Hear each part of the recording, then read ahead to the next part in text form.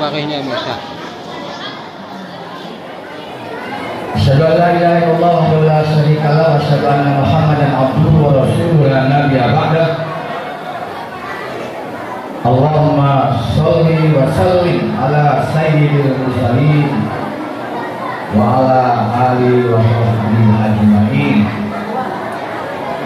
Wa qala Allah ta'ala fil Qur'anil Karim, a'udzu billahi minasyaitonir rajim. Innallaha wa malaikatahu yusholluna 'alan nabi ya ayyuhalladzina amanu shollu 'alaihi wa sallimu taslima wa bizidna ilma warzuqna fahma wa bisahri sadri kulli amri wa hlul 'uqdatam min lisani yafqahu qawli. Amma ba'du. Hadirin jamaah peringatan Maulid Baginda Rasulullah Muhammad sallallahu alaihi wasallam yang dimuliakan oleh Allah Subhanahu wa taala. Seluruh panitia hari besar Islam Masjid Baitur Rahman Pekon Putih di bawah pimpinan saudara saya, sahabat saya, yaitu Bapak Asrul yang dimuliakan oleh Allah, dan seluruh para panitia, pengurus masjid, para tokoh masyarakat, para tokoh agama, hadirin jamaah sekalian, Bapak dan Ibu yang berbahagia, yang hadir pada kesempatan malam memperingati Maulid Baginda Rasulullah Muhammad sallallahu alaihi wasallam. Sungguh kesyukuran pada kesempatan malam ini kita bersama-sama untuk kembali merenungkan hikmah dari kelahiran Baginda Rasulullah Muhammad sallallahu alaihi wasallam, untuk kembali kita ingat-ingat, untuk kembali kita renungkan,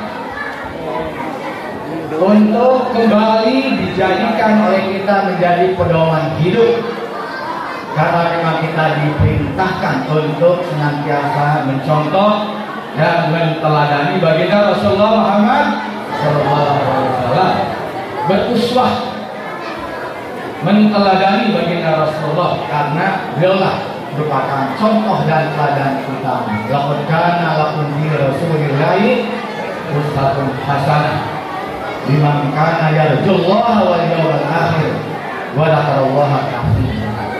Oleh karena itu, sekali bersyukur, alhamdulillah kami mendapatkan kesempatan terhormat yang saat sekarang ini sedang melaksanakan tugas dari Bapak dan Ibu di Dewan Perwakilan Daerah Republik Indonesia, yang dalam 1 bulan ini juga kami sedang melakukan reses, yaitu sedang melakukan kegiatan di daerah pemilihan, dan alhamdulillah bersyukur mendapatkan kesempatan dan undangan untuk bersama Bapak dan Saudara sekalian, khususnya jamaah Masjid Baitur Rahman Putih, untuk bersama-sama kita kembali mengingat, kembali merenungkan hikmah dari kelahiran Baginda Rasulullah Muhammad SAW, yang sebagiannya tadi luar biasa telah disandungkan oleh anak-anak kita, santri dan putra dan putri terbaik kita tadi, telah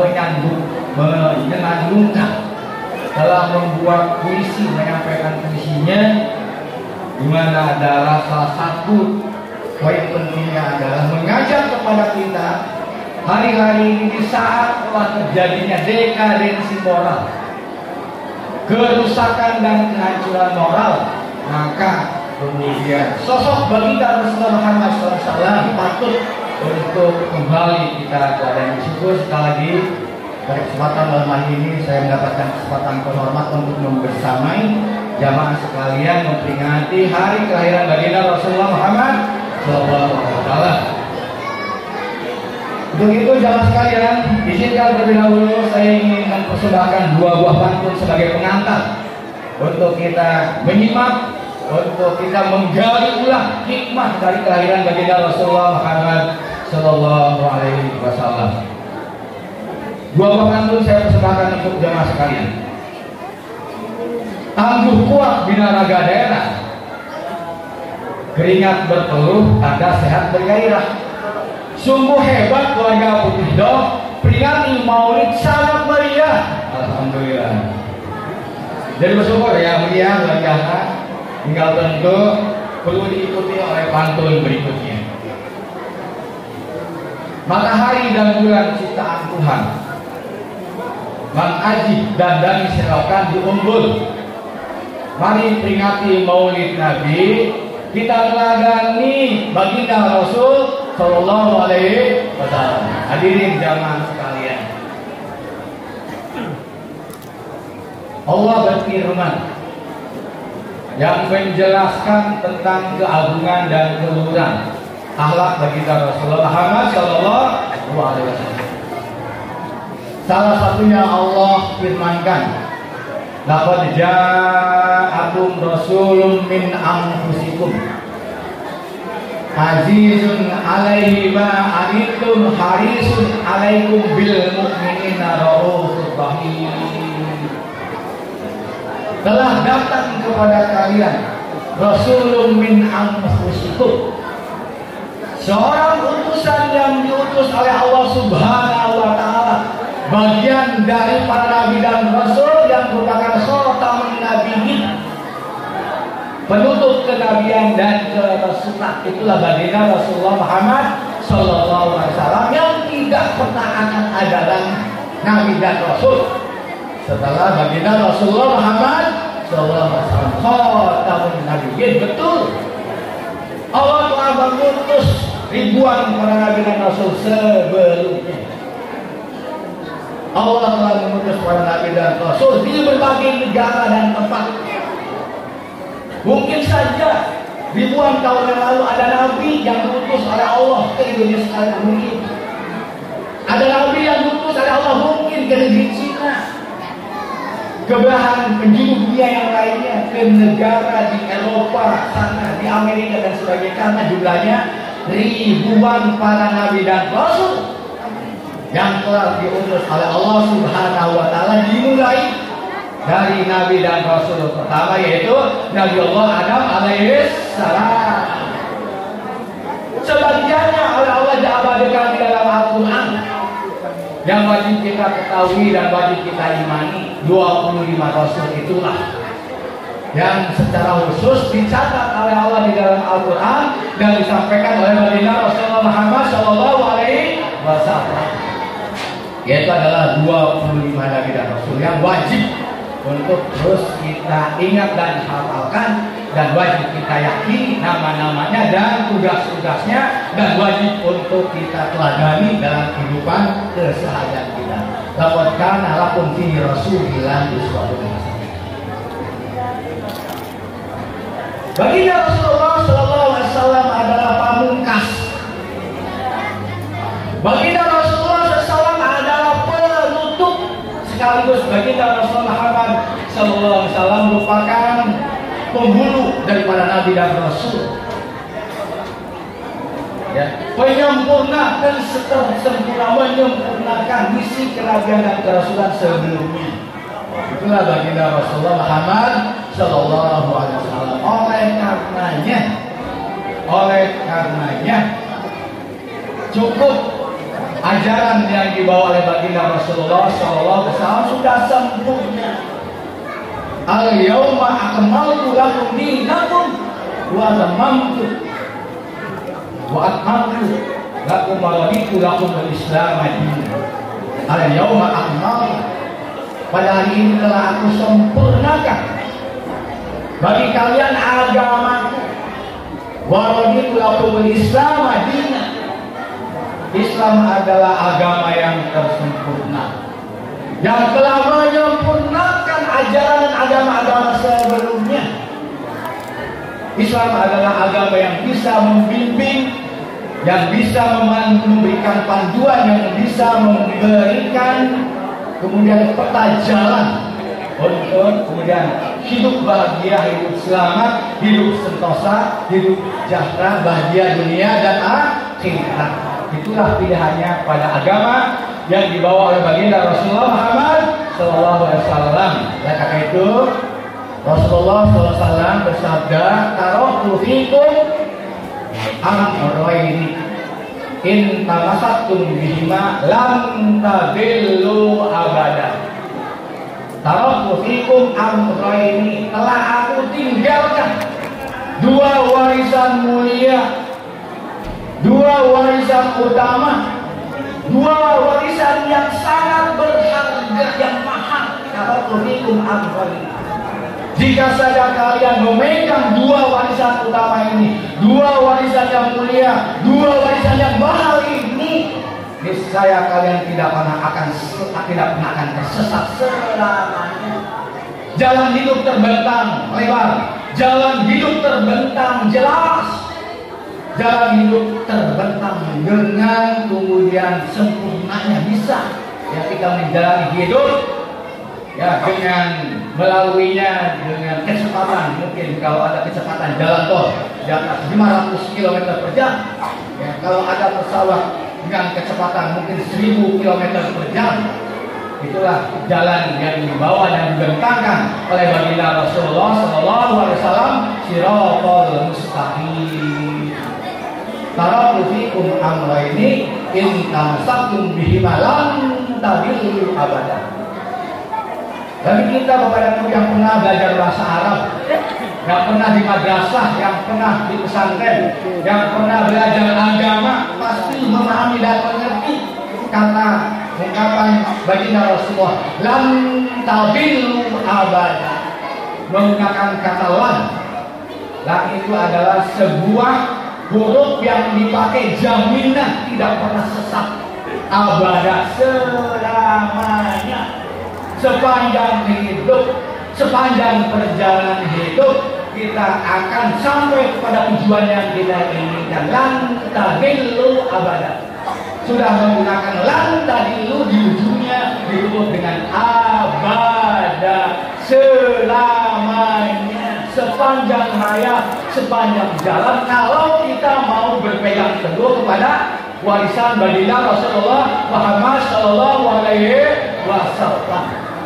Taraktu fikum amrayni in tamassaktum bihima lam tadillu abada, kitab Allah wa sunnata rasulih, yaitu kitab Allah, Al-Quran dan sunnah Rasulnya yang merupakan contoh konkret pelaksanaan dari bimbingan Allah di dalam Al-Quran. Itulah sunnahnya. Oleh karenanya hadirin jamaah majlis peringatan Maulid Nabi baginda Rasulullah Muhammad SAW yang berbahagia. Untuk itu tentu kita ingin terus memegang teguh dua warisan ini. Kita ingin memegang teguh dua panduan ini. Kita harus punya kemudian rambu-rambu dan juga warna hidup melalui Al-Quran dan As-Sunnahnya. Kalau kita ingin sampai kepada kampung halaman kita sendiri, kalau kita ingin tidak tersesat dalam perjalanan hidup ini, di mana kampung hidup kita sesungguhnya, kampung halaman kita sesungguhnya adalah yaitu walal akhiratu khairul laka minal ula.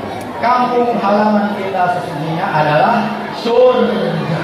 Itulah tempat asal nenek moyang kita baginda Rasulullah Muhammad SAW dan para nabi rasulnya serta kemudian manusia pertama yaitu Nabiullah Adam AS.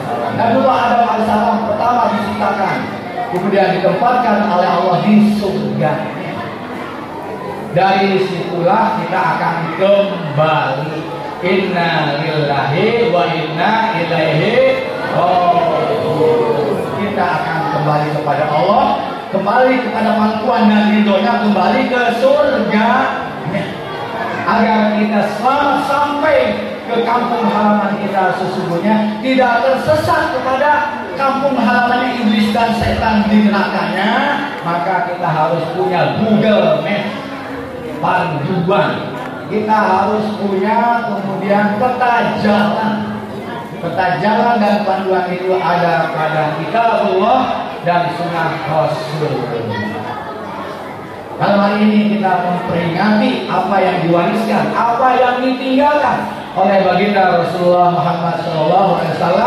Oleh karena itu, pada kesempatan malam hari ini kita telah mengawalinya, menyambut kelahiran baginda Rasulullah SAW dengan sebuah kebahagiaan dan kegembiraan. Kita telah menyenandungkan berjanji yang isinya adalah sambutan akan kehadiran baginda Rasulullah SAW yang diungkapkan dengan kata-kata marhaban ya marhaban. Ya, tadi kita sudah membacakan berjanji dan isinya adalah kegembiraan kita menyambut baginda Rasulullah SAW. Kenapa kita bergembira menyambut kehadiran baginda Rasulullah? Kenapa kita harus terus berbahagia dan bergembira menyambut kehadiran baginda Rasulullah Muhammad SAW? Karena baginda Rasulullah Muhammad SAW sebagaimana digambarkan oleh Allah dalam kitab sucinya, Allah menjelaskan, laqad ja'akum rasulun min anfusikum azizun 'alaihi ma 'anittum harisun 'alaikum bil mu'minina raufur rahim.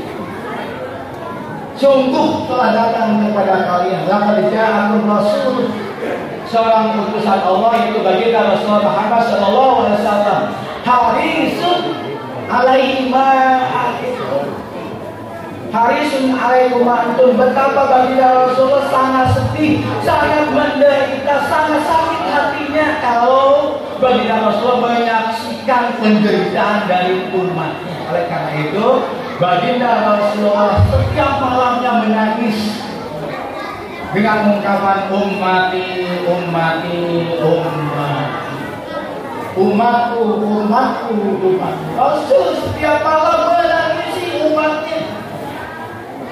Rasul menginginkan umatnya selamat dunia dan akhirat. Rasul menginginkan umatnya mendapatkan kebahagiaan dunia dan akhirat. Oleh karena itu Rasulullah setiap malam menangis dengan ungkapan ummati, ummati, ummati. Sehingga suatu ketika baginda Rasulullah ditawarkan oleh malaikat datang kepada baginda Rasulullah. Wahai baginda Rasul, silakan Anda berdoa. Silakan Anda berdoa untuk keselamatan umatmu. Silakan Anda berdoa untuk keselamatan dirimu yang mendapatkan permusuhan, yang mendapatkan ancaman, yang mendapatkan rintangan dalam melaksanakan dan menyelamatkan umat manusia, membawa risalah Islamnya, membawa agama yang luhur, agama yang mulia. Sehingga baginda Rasulullah dicibir, sehingga baginda Rasulullah dicaci maki, sehingga baginda Rasulullah dianggap gila, sehingga Rasulullah diusir dari kampung halamannya, yaitu ada tempat kelahirannya yang namanya Makkah Mukarramah. Sehingga terpaksa baginda Rasul harus berhijrah ke Madinah. Rasul berdakwah kadang-kala dilempari dengan kotoran air mata. Baginda Rasul dikejar-kejar, baginda Rasulullah kemudian diblokade, dihambat dan sebagainya. Sehingga suatu ketika para malaikat Jibril merasa kasihan dengan baginda Rasul. Wahai Muhammad, silakan Anda memanjatkan doa, meminta kepada Allah Subhanahu wa taala sekarang apa yang kau mau. Tetapi kata baginda Rasulullah dan sebuah sabdanya, seluruh para nabi memiliki doa yang mustajab, tetapi aku menyimpan doa mustajab tersebut, aku simpan untuk menyelamatkan umatku pada saat dibutuhkan nanti, yaitu di yaumil mahsyar, yaitu syafaat baginda Rasulullah untuk umatnya. Itulah yang kita harapkan, syafaatnya nanti di yaumil kiamat. Itu menggambarkan betapa baginda Rasulullah sangat sayang, sangat mencintai umatnya, ummati. Bagi Rasulullah siang dan malam mengajarkan umatnya. Bagi Rasul mengajarkan para sahabatnya siang dan malam, tidak pernah mengenal lelah. Dia kerahkan seluruh jiwa raganya, dia korbankan bersama keluarganya dan bersama para sahabatnya dengan pengorbanan yang sangat luar biasa.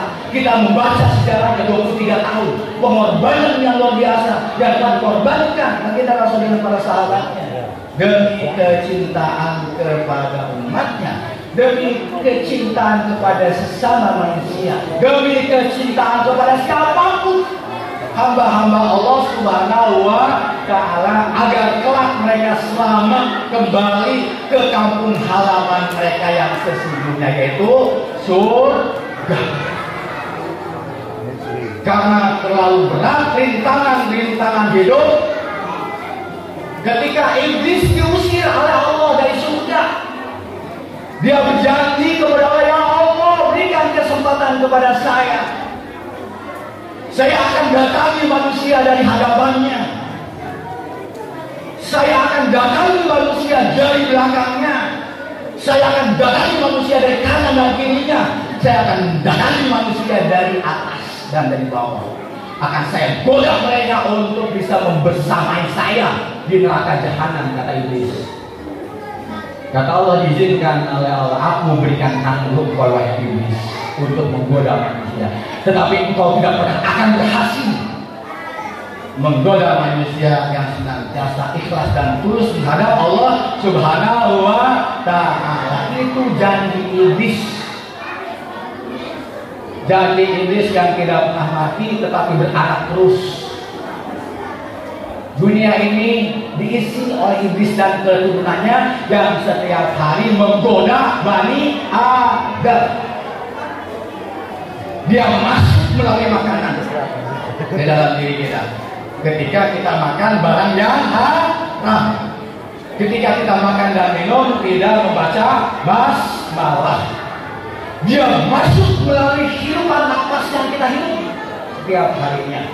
Kalau kemudian kita tidak bertasbih, tidak bertahmid, tidak memuji dan zikir kepada Allah Subhanahu wa Ta'ala. Oleh karena itu, seyogyanya orang-orang yang beriman yang mengerti betapa tantangan hidup menghadapi musuh, inna syaitona lakum aduwwun mubin, menghadapi musuh yang bukan dari jenis kita manusia, menghadapi musuh yang tidak bisa kelihatan, menghadapi musuh yang tidak bisa ditangkal dengan silat, dengan bela diri, betul?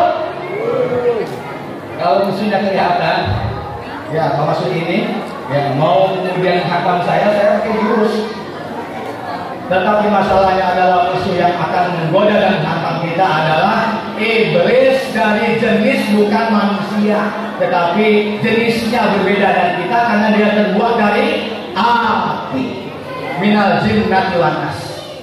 Yang akan menggoda kita adalah yaitu jin dan manusia, dan dia bersumpah.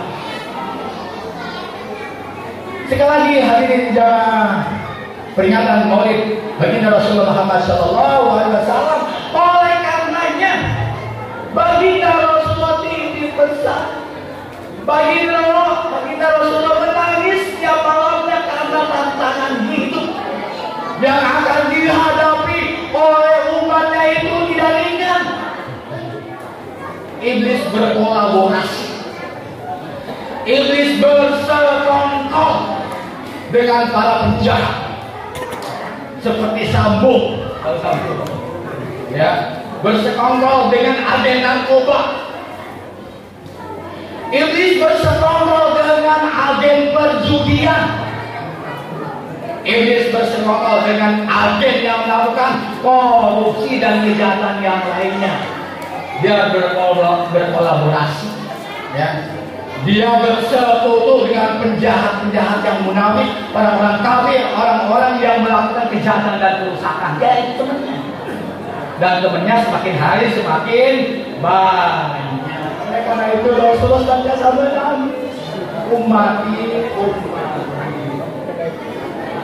Oleh karena itu kata baginda Rasul, aku tinggalkan dua warisan utama.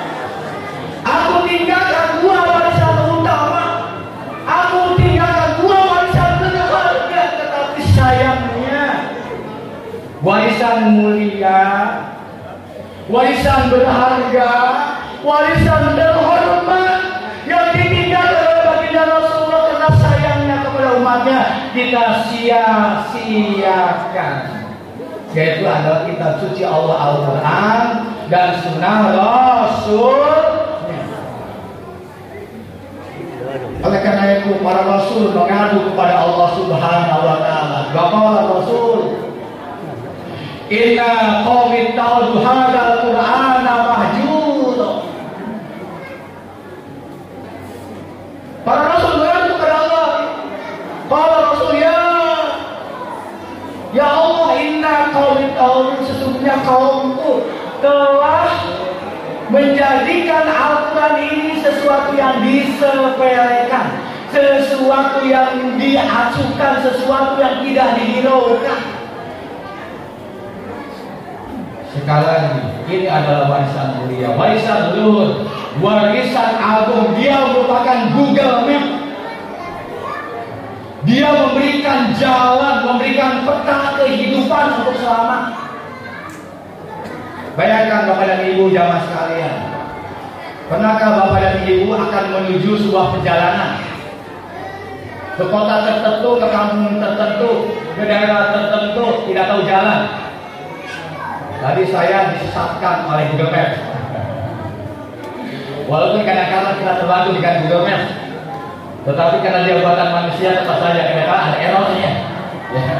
Saya tadi mau menuju ke ada saudara saya, sahabat saya mau berkunjung, berputar tempat terlebih dahulu, ya, sehingga tetap harus manual bertanya kepada warga di sini.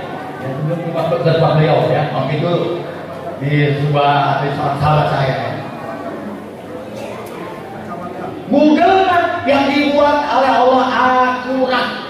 Zalikal kitabu la raiba fihi hudal lil muttaqin. Tidak ada keraguan, tidak ada kesalahan, tidak ada kebengkokan. Dia adalah benar apa adanya karena yang buat Allah Subhanahu wa Ta'ala, pemilik jagat raya alam semesta. Zalikal kitabu la raiba fihi hudal lil muttaqin. Tanzilun min rabbil alamin. Tetapi sayangnya apa yang dikhawatirkan oleh para rasul, umatnya menyia-nyiakan Al-Quran terjadi hari ini. Mahjur, meninggalkan Al-Quran. Kata Ibnu Katsir di dalam tafsirnya, siapa yang dikatakan mahjur, siapa yang dikatakan menyepelekan Al-Quran? Kata Ibnu Katsir, yang pertama, yang menyepelekan Al-Quran adalah siapapun yang tidak pernah membaca Al-Quran. Bagaimana dia mungkin bisa membaca Al-Quran kalau dia buta huruf aksara Al-Quran? Menurut penelitian, 60% lulusan SD tidak bisa baca Al-Quran. Tolong diperiksa. Bapak dan Ibu, jangan anak dan cucu kita lulusan SD, lulusan madrasah, dia masih buta huruf aksara Al-Quran. Saya menemukan lulusan perguruan tinggi agama di provinsi ini sudah dari sarjana dari sebuah perguruan tinggi agama. Saya tes baca Al-Qurannya terbata-bata. Nauzubillahi min dzalik. Dulu para orang tua kita, masih ingat Bapak dan Ibu, sebelum kita masuk SD, ya, kita dulu dihantarkan oleh para orang tua kita belajar membaca Al-Quran di musola, di surau, di pondok pesantren. Saya alhamdulillah merasakan itu. Saya dari umur 3 tahun sudah bisa membaca, 3-4 tahun sudah bisa membaca Al-Quran. Tetapi saat sekarang ini jarang. anak-anak kita dan cucu kita yang lulus sekolah SD dapat membaca Al-Quran dengan baik. 60% lebih menurut survei dan penelitian lulusan SD di negeri yang kita cintai ini, di negeri yang mayoritas muslim, 60%-nya buta aksara Al-Quran alias terbata-bata membaca Al-Quran. Lulusan SMP, kalau SD-nya lebih dari 60%, lulusan SMP 50% lebih buta huruf dan terbata-bata tidak bisa membaca Al-Quran. Lebih dari 40% lulusan SLTA juga demikian. Lebih dari 30% lulusan dari sarjana masih tidak bisa membaca Al-Quran. Bagaimana mungkin dia akan membaca Al-Quran? Tahu saja tidak ini memprihatinkan di bumi yang mayoritas muslim. Karena banyak orang tua merasa tidak bangga kalau anaknya hebat pelajaran agamanya, merasa tidak bangga. Padahal dia mestinya bangga. Anak hebat pelajaran agamanya bangga. Anak hebat bahasa Inggrisnya bangga. Anak hebat matematikanya hebat.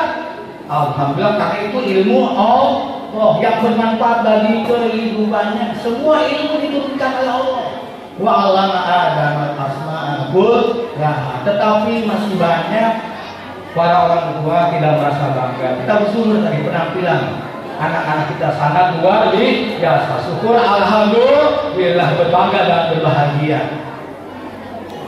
Para orang tua yang masih memberikan perhatian agar anak-anak, agar cucu dan keturunannya mereka adalah fasih membaca Al-Quran, mereka adalah penghafal Al-Quran, mereka mengerti Al-Quran, dan itu merupakan aset berharga yang suatu saat mereka akan menjadi para orang tuanya ketika mereka ditempatkan oleh Allah anak-anak solih, anak-anak solihat, para penghafal Al-Quran, para pembaca Al-Quran.